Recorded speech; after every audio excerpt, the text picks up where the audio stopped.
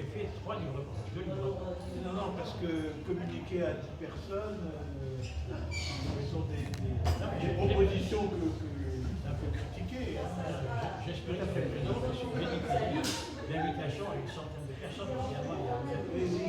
Combien sont capables de répercuter ces propositions? Il faut dire que je crains pour notre société actuellement. Non, attends, ça a été pris en vidéo, ça sera sur YouTube. Donc ceux qui ont accès au site, Oui, on pourra l'écouter.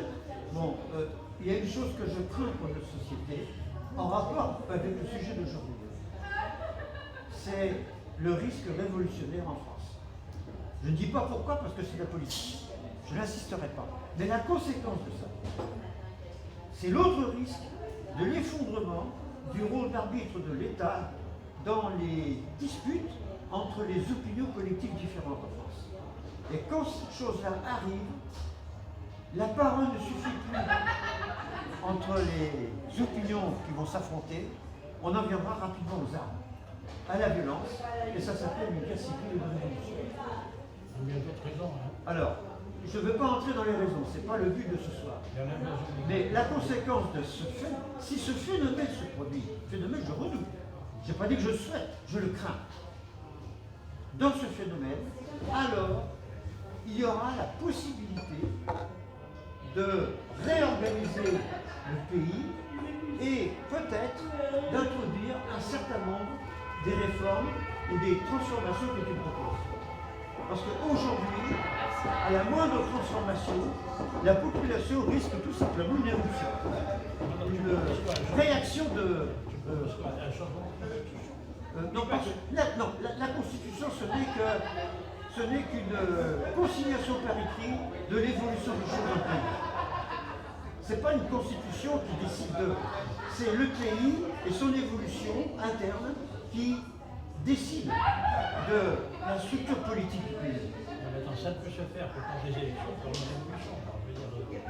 On voit ce que ça... Oui, mais tu as raison sur le fond, sur la forme, je veux dire. Mais sur le fond, ce n'est pas ce qui se passe. Le développement, le développement de l'abstention à nos élections, ça veut dire quoi? Que les gens se désintéressent des politiques. Tout simplement. En pratique. Comment? Qu'est-ce que tu proposes en principe? Là, tu fais le prophète, etc. Oui. Tu fais comme Paul Valéry et nous autres civilisations, nous savons que nous sommes mortels. Mais qu'est-ce que tu proposes?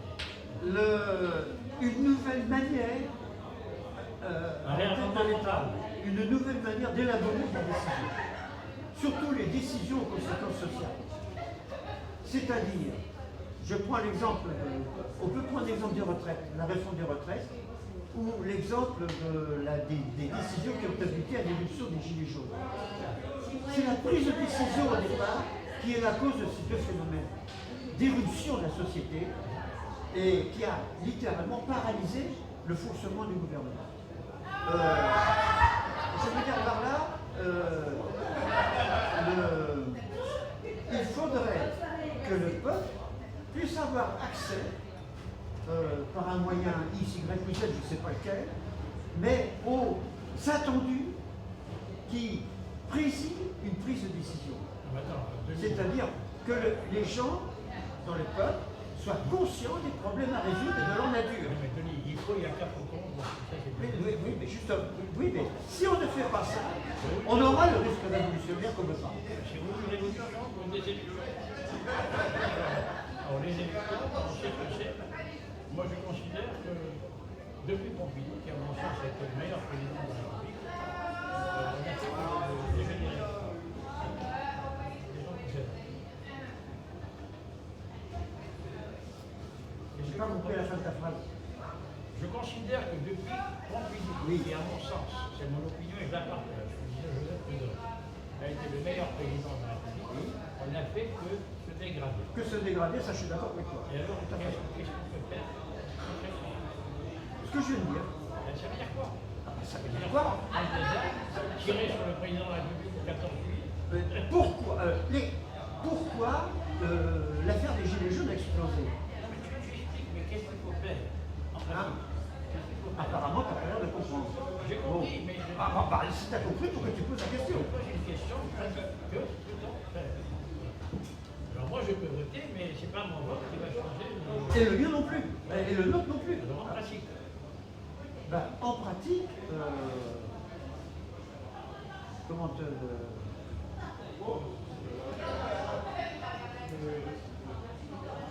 je suis un petit peu bloqué parce que Alors, il y a des- c'est la ta question. Là, maintenant, il y a des gens qui disent qu'il faut prier.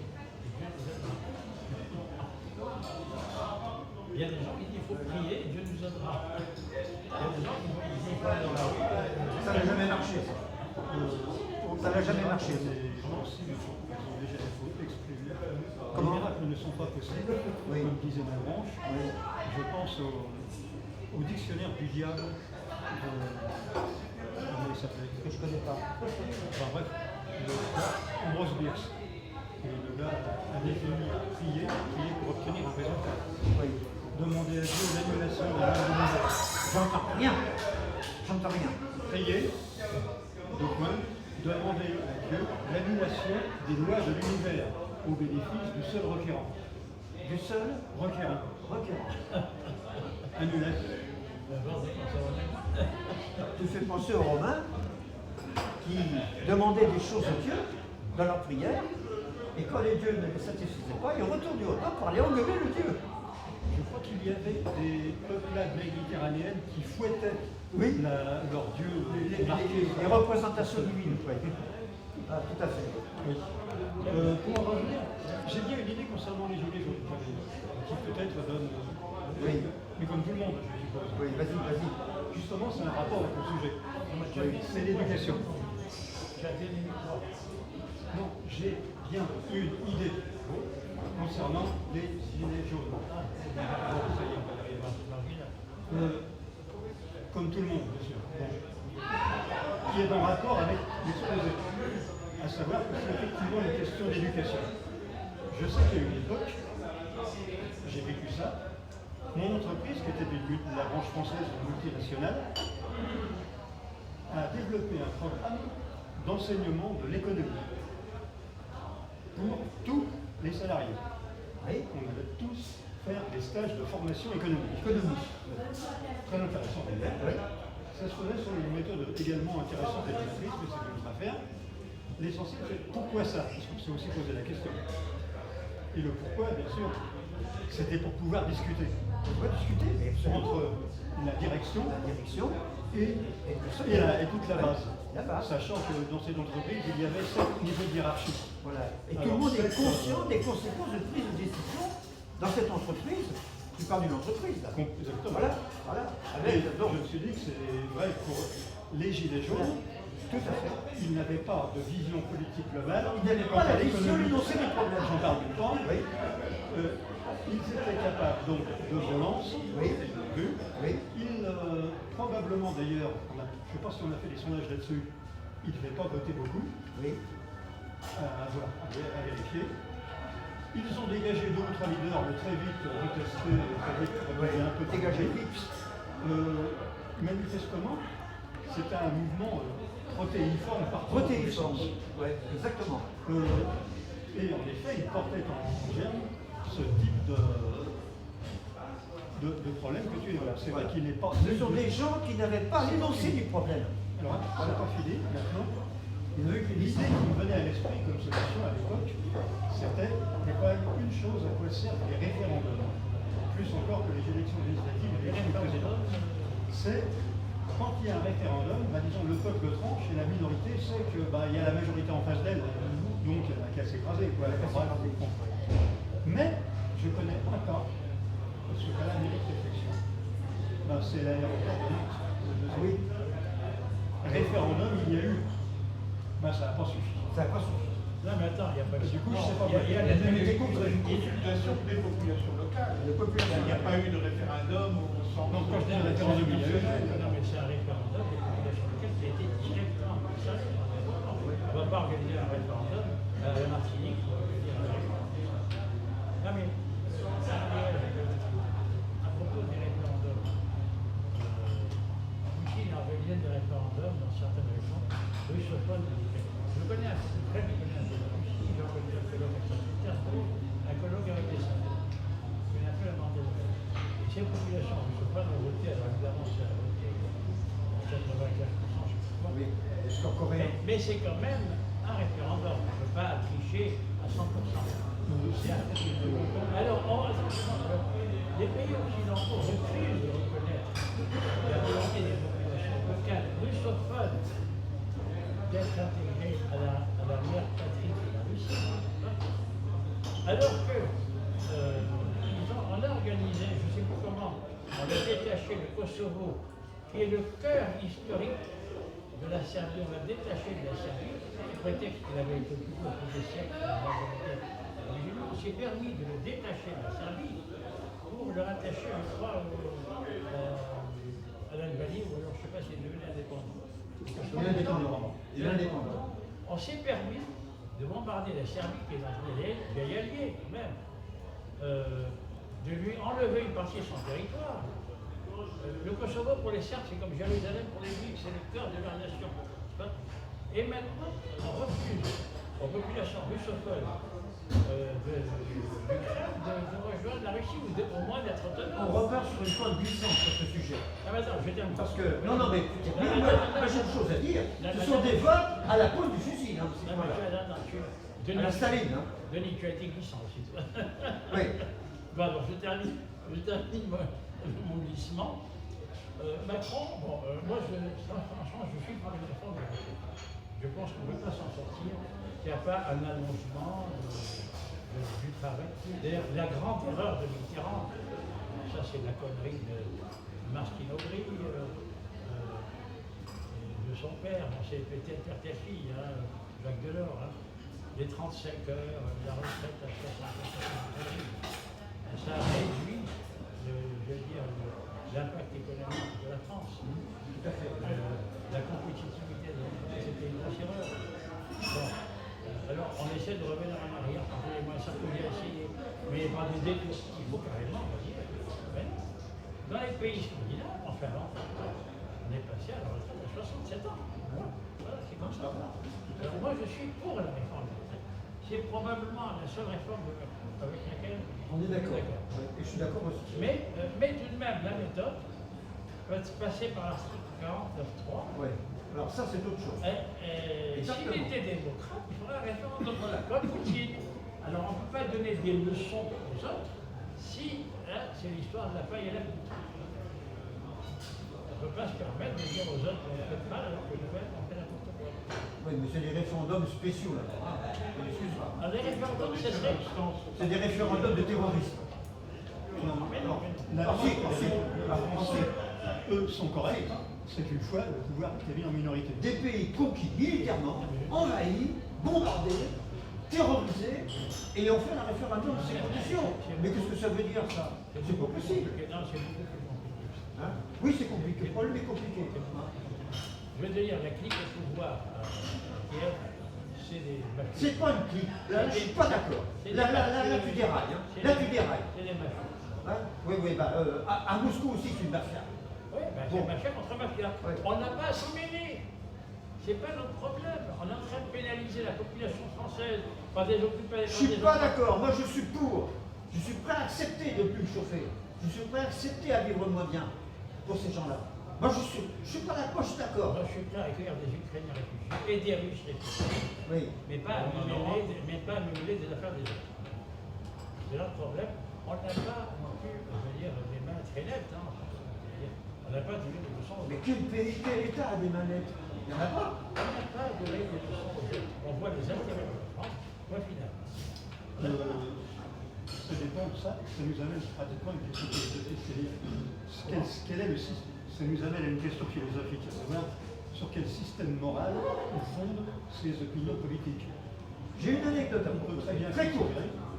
Très courte. Elle concerne René Cassin, qui a témoigné d'une chose. René Cassin est l'auteur de la déclaration universelle. Oui, exactement, c'est bien lui. Alors, attends, je viens à l'anecdote. Ça concerne la Société des Nations. En 1934, pour être précis, c'était un affrontement entre Goebbels, qui représentait l'Allemagne, et Goebbels, donc qui représentait l'Allemagne à l'époque, et des détracteurs de Goebbels, en particulier les Américains, les Anglais, etc., à propos du sort que les nazis commencent à réserver aux Juifs et aux communistes en Allemagne. Et Goebbels a répondu à la tribune, il a dit, à l'intérieur de ces frontières, personne ne doit se mêler de ce que nous faisons. Nous faisons ce que nous voulons des Juifs et ce que nous voulons des communistes. Il disait d'ailleurs nos communistes et nos juifs. Nos Juifs et nos communistes. C'est notre affaire, point. Et Cassin en a conclu ensuite. C'est là que j'ai compris que l'humanité est perdue. C'est avec des raisonnements comme ça que l'on va dans le mur. Les Chinois avec les Ouïghours, on peut en dire autant. La Birmanie avec le régime militaire, on peut en dire autant. L'Iran avec la révolte des femmes, on peut en dire autant. Et d'ailleurs, ce matin, attends, un petit truc. Ce matin, j'ai appris que le représentant de mission français à Téhéran a été convoqué par le gouvernement de Téhéran, a été le délégué diplomatique français à Téhéran. Pas l'ambassadeur, mais quelqu'un de même niveau. Bon, a été convoqué et s'est fait dire la chose suivante. De quoi se mêle la France avec ce que nous faisons aux femmes en Iran? Voilà. Avec ça, voilà, c'est ce que personnalisait l'humanité est perdue. Non, mais attends, je vais te dire une chose. On se met à ceux qui semblent plaire aux tendances woke nationales. Quel est le rapport entre le woke et les familles iraniennes? Attends, je termine. Parce que les Arméniens qui sont massacrés par les Azéris, on n'en parle pas. Oui. On parle des Ukrainiens qui, entre parenthèses, ont quand même massacré 1 million de Juifs. Oui. Voilà. Alors que leur président actuel est juif. Les Juifs. Et à l'île, à la mer. D'où l'attitude d'Israël à l'égard de l'Ukraine. Il y a la Marshall et en Asie. C'est quand même très bizarre cette histoire. C'est pour ça qu'on n'a pas l'Assemblée. C'est très complexe, c'est leur affaire. Nous, on doit nos intérêts. Et cette histoire de gazoduc, par exemple, hein, Oui. on dit les Américains, ils avaient des navires dans lesquels ils ont filé des sacs. On dit que c'est les Russes qui ont fait exprès. Les uns que les autres. Je pense qu'en réalité, ce sont probablement soit les Allemands, soit les Ukrainiens. Je ne vois pas pourquoi les Russes ont fait. Ils ont décidé de couper les balles. Qu'est-ce qu'ils avaient besoin de faire exploser leur gazoduc? Ils ont construit, il suffisait de couper les balles. Oui, ça je suis d'accord avec toi pour le gazoduc. Hein. L'hypothèse ukrainienne est vraisemblable. Non mais Denis, toi qui es dans l'éducation, moi je sais Oui. un peu l'éducation. Quoi? Toi qui es Oui, dans l'éducation. de l'éducation. Je ne crois pas qu'on s'écarte un peu de l'éducation. Oui, tout à fait, on s'écarte de l'éducation. Ouais. Je suis bien d'accord avec toi. Voilà, d'ailleurs, à propos d'éducation, j'aimerais revenir à Napoléon III, si vous le permettez. Il a fait deux choses nocives, même aujourd'hui. La première chose qu'il a fait dans l'éducation, il a séparé le scientifique et le technologique du littéraire. Il a cloisonné entre les deux. Et aujourd'hui, on voit le résultat. Les littéraires, même pas les scientifiques, voilà, ça fait deux mondes complètement différents. Bon, ça c'est le premier point. Le deuxième point, ça concerne Napoléon III, pas le premier, III. Il y a eu la création d'une filière technique. Une filière technique. Une création qui n'existait pas. Oui. Et la deuxième chose, ça concerne Louis-Augustin Cauchy, l'inventeur, le grand mathématicien, qui était ministre de l'Éducation à son époque. Je crois que c'était sous Louis Philippe, quelque chose comme ça. Il a considéré que les élèves étaient incapables de raisonner par eux-mêmes dans un certain nombre de domaines du savoir, et en particulier en physique, sur la notion de force. Pour un physicien, une force est un pouvoir d'accélérer un corps, c'est-à-dire d'augmenter sa vitesse ou de la diminuer. C'est les équations de Galilée. Ouais, les équations de Galilée. Eh bien, Cauchy considérait qu'un enfant de 3e serait incapable de concevoir la géométrie de la vitesse variable. En conséquence de quoi, il avait imposé un truc qui a duré jusqu'à mon époque quand j'étais élève, en collège et puis ensuite en lycée, d'apprendre le concept de force qui s'exerce sur des objets qui ne bougent pas. Ça existe aussi. Alors que les forces existent toujours. La pesanteur est équilibrée par Conséquence personnelle, il a fallu que j'entende la classe de terminale pour comprendre comment les physiciens conçoivent la notion de force. Puisque c'est la première classe où on nous avait appris, c'est un pouvoir d'accélérer les corps, parce qu'en terminale en mathématiques, on nous initie au calcul différentiel.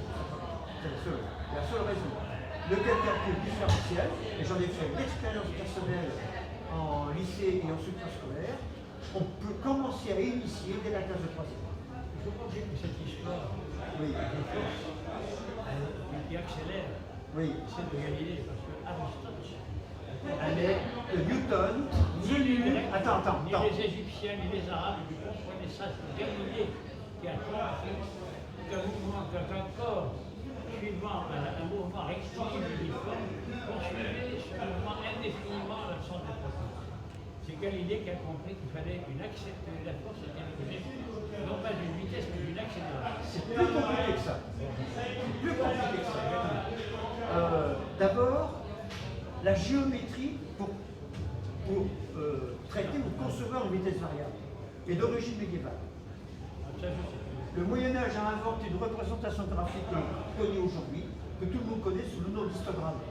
C'est-à-dire représenter une grandeur physique par l'aire d'une surface, et non pas par une hauteur le long des ordres du Le Moyen-Âge a été beaucoup plus créatif. Il était extrêmement créatif, tout à fait, extrêmement créatif.